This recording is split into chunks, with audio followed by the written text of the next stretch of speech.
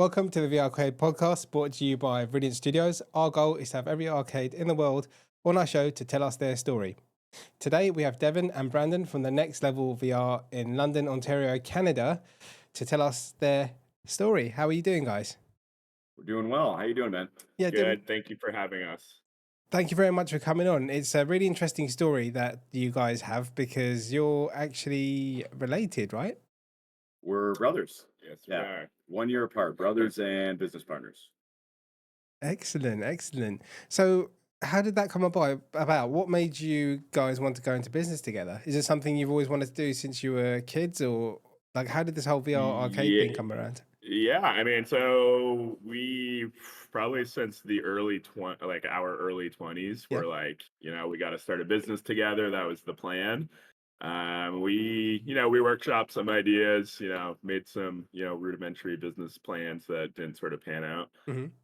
But when the VR arcade sort of came onto the scene, our sister actually like got us tickets to one, and we went. We're like, wow, that was really cool. So we kind of that night we were like, we spent this certain amount of money, and what would this look like for them? Yeah. So we wrote down what we thought a business plan would look like, and kind of actually made sense. And we're kind of gamers too, so it's kind of in our wheelhouse. Hmm. So yeah, we sort of fleshed out the plan more and more, secured a loan, and sort of snowballed from there. And yeah, kind of how it all came together.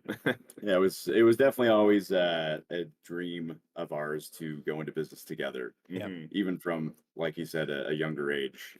And VR was the thing that really popped out at us Hmm.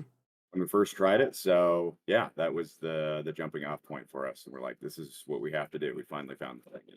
What's been your biggest hurdle then since you've opened? What's been the most difficult thing that you've found as being VR arcade owners?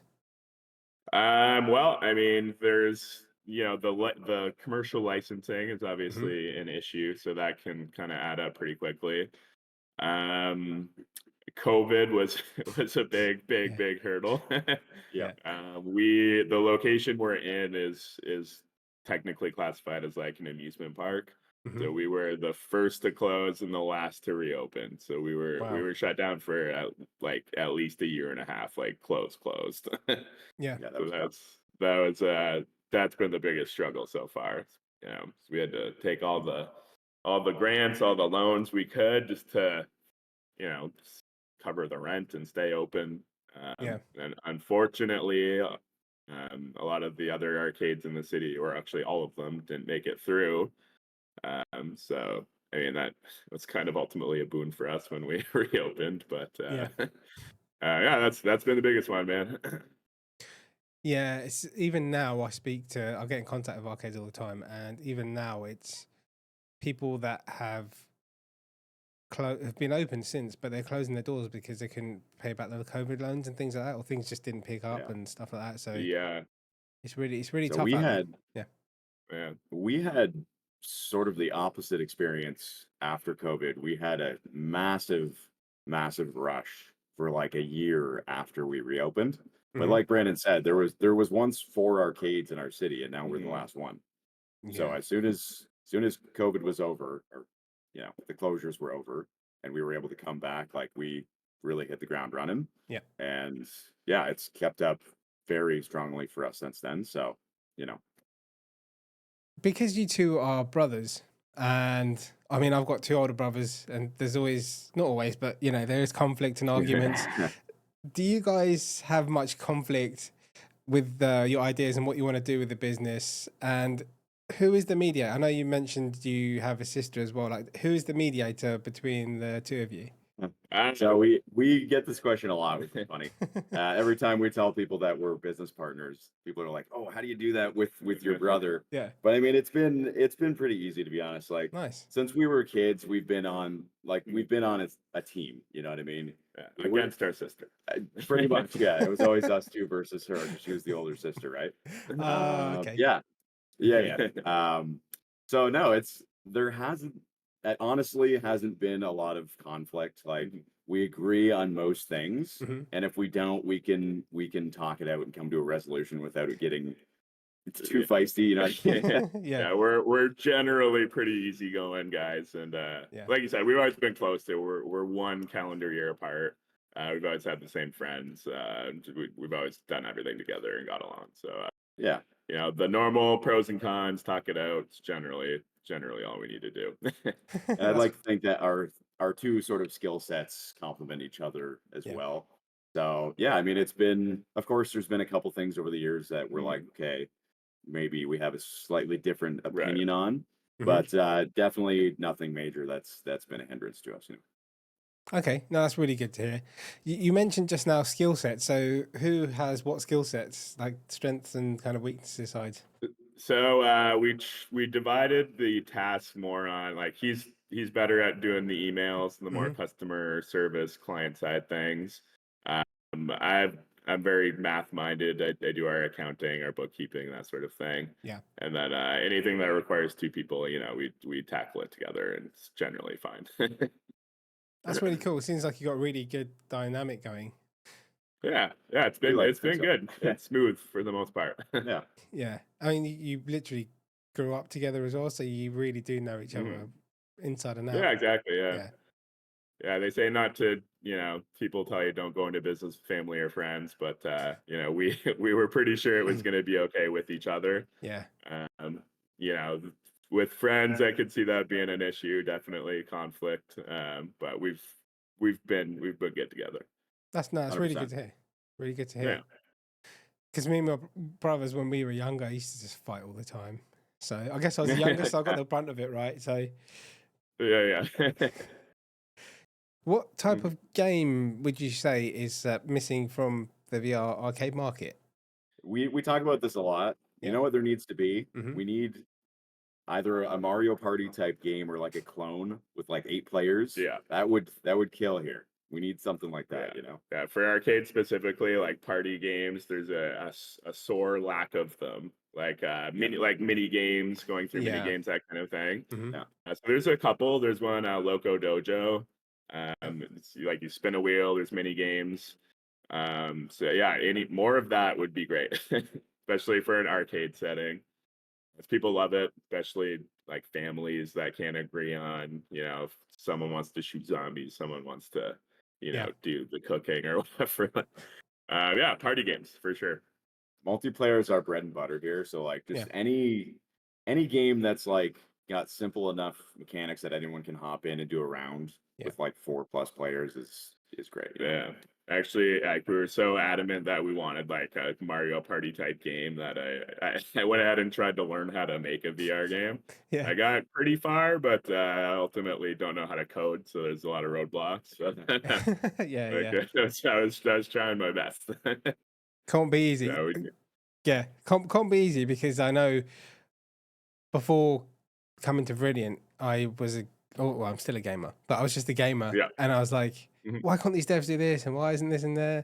And then right, yeah, you work in a company that develops games, and you're just like, hmm ah, okay, that's why. And everything Yeah. isn't yeah, yeah, everything isn't as simple as you just as a right, gamer. yeah. Like you gain a new respect for game developers for sure.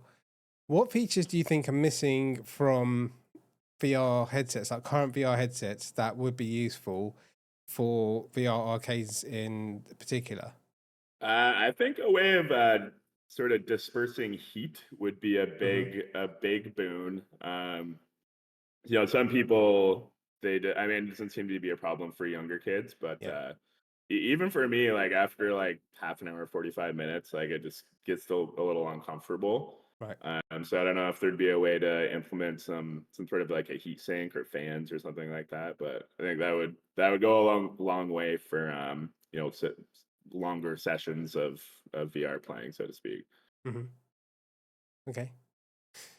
And just the hardiness of the headsets and the well we use a wireless or a wired setup here, sorry. Right. Yeah. And those cords don't last very long and they're very expensive. Like Hmm. they should Yes. be a little more durable, you know? I mean, not speaking for all headsets here, but we go through a lot of equipment here, Yeah. as you can imagine. Yeah, things need to be built very, very sturdily because people are chucking these things around and yeah. Yeah, we've got a clipboard saved RMA request. Basically, just everything we need is pop it in. Yeah. Use that often. What advice would you give to somebody looking to open up a VR arcade? I would say be ready for a lot of problems that you can't Yeah. find answers to on Google or anywhere. I mean, Okay. so when we were Yeah. when we first started, like the VR arcades themselves were in their infancy, Mhm. right? So we would have these issues with either like the headset or one of the pieces of software that's running, and there's no answers. You have to truly figure it out on your own. Mhm. Even sometimes the companies that make these things are not super helpful if you try to get in touch with them. Yeah. So troubleshooting, be prepared to spend a lot of your time doing that. Yeah. Some of the fixes are extremely obscure too. Like you Yeah. have to delete a random registry file somewhere and deep in the folders, get stuff working. It's kind of crazy. Yeah, so that's fun. Also, you need the patience of a saint because Mhm. you're dealing with the general public, which, as we all know, can sometimes be a mixed bag, and you're going to get all kinds of folks. We love what we do, but yes, Yeah. patience is very, very key for this job. Yeah. Even 7 years on too, I'd still say 70 to 80% of our customers have never done VR before. Right, So okay. it's very new for them still. So and like Devon said, general public and new technology. It's not exactly always intuitive to certain people. So Yeah. definitely patience is key.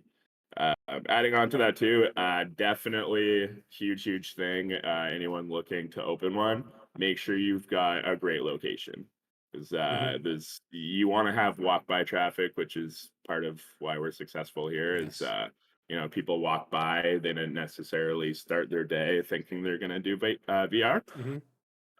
So yeah, it seems that the places that close up the quickest or don't succeed are the kind of like random shops, outside of downtown or something like that aren't near like a mall or a movie theater or something like that are just sort of out on an island on their own. Yeah. Those don't seem to get the traffic that you need. That being said, as well, you do need a fairly good amount of people coming through to cover all the costs that are necessary. So What are your plans for the future then? Because I know you said you're not going to move or anything like that. Do you have like expansion plans or to get new kit in or new machinery? What are your plans? So, not particularly. I mean, like Hmm. we do upgrades obviously to the computers to Yeah. keep them fresh. The headsets we have swapped about every 2 or 3 years as necessary, but I mean the Vive Pro is still one of the better models out there, so we're not feeling rushed Yeah. to upgrade from there. What we do like to do is we change the games monthly to keep the list fresh, Yeah. and we also offer VR escape rooms now. So we're trying to innovate and come up with new uses of the existing space that we have without having to, worry about expansion or anything like that. So yeah, we try to keep things yeah, fresh around here. that's in terms of expansion too. Like what we talked about earlier. It would have to be a really good location Hmm. because like I said, there was a renaissance of VR arcades probably pre-COVID or just after COVID, but Yeah. we keep an eye on the market and like they're just not lasting long. Like they pop up and they close within a year or two every time. So yeah, I mean, we would have to be really careful and picky about where we would want to open a new location. So we keep our eyes open, but Yeah. it's more of a risk, especially now that people are having their quests and stuff at home. So Hmm. there's a portion of the market that doesn't really need to come to a VR arcade anymore. So definitely wary about that in terms of thinking about expansion. Yeah. Yeah. It makes sense just to stick to with what you got for now. Hmm. Because even myself, like I see arcades closing all the time. Like I spoke to them Yeah, 6 months ago, and then I try and yeah, get in contact, and they're closed. Even especially recently as well. So it's really hard yep. out there is to be a VR arcade, and I think not just the market, it's the location as well. And I think people go overboard with the kit they buy as well when they think they need to get all the best Yeah. VR Oh, gear and 100%. stuff. Yeah. Yeah. And I mean, we're lucky enough too that we got in like right at the beginning. Mm-hmm. So you know, we don't have to like we paid off our initial loan within like 2 or 3 years. So Nice. we don't have that overhead, but Yeah. we're well aware to like opening one, you need like a fairly substantial like startup amount. Yeah. So you have the, you know, the interest costs and everything over your head. That would make it tricky too. So we're lucky enough to not have those anymore. Yeah, for sure. Well, thank you very much for coming on. I really do appreciate it. It's been great talking to you. It's the first time we've had like two brothers kind of come in and talk about their experience, and I'm surprised that you guys get on so well. I was expecting you guys to say, "Oh, we argue all the time," and all that kind of thing, but that's No, great. Okay. Yeah, thanks a lot for having us, man. It was yeah, great. very much appreciate it. It's nice chatting with you. Yeah, it's been great talking to you guys. Really appreciate it. And if any of you guys are in the area and you're watching, pop into the arcade and say hello. They'll put their arm around you and explain to you what it's all about, and then you can jump on the machine, on the VR. Okay, You got everyone. you covered. Absolutely. Yeah. All right, everyone at home, thank you for watching. We'll see you in the next episode.